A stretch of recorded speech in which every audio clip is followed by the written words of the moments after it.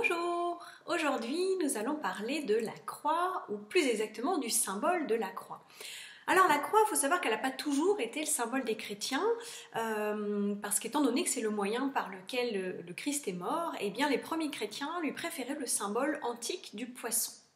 Ce symbole de la croix, il s'est imposé au fil du temps et on peut peut-être se poser la question. Pour moi, c'est sans doute en raison de son universalité.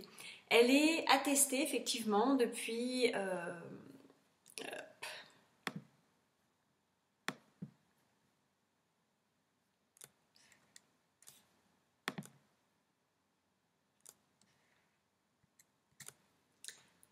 Bonjour! Aujourd'hui, nous allons parler de la croix, ou plus exactement du symbole de la croix.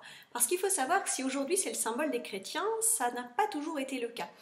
Étant donné que c'est le moyen par lequel le Christ a péri, eh bien les premiers chrétiens lui préféraient le symbole antique du poisson. Alors si ce symbole s'est imposé au fil du temps, au fil de l'histoire, peut-être que c'est en raison de son universalité, en tout cas c'est ce que je crois.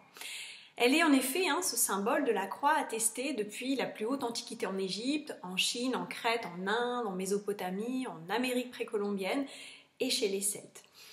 Alors que signifie-t-elle la croix? Eh bien dans certaines civilisations anciennes, c'est le point de départ. Le point de départ de la création, c'est le point. Le point comme un germe fécond, comme une graine dans laquelle tout est contenu de manière dense et concentrée. Le point avant le Big Bang en quelque sorte. Et à un moment donné, ce point il se met à vibrer, à bouger. Et qu'est-ce qu'il va faire? Il va dessiner deux axes. Un axe vertical qui représente l'esprit, qui relie le ciel à la terre, et un axe horizontal, la substance primordiale qui se déploie, autrement dit la matière. Et donc qu'est-ce que ce symbole de la croix nous invite à faire?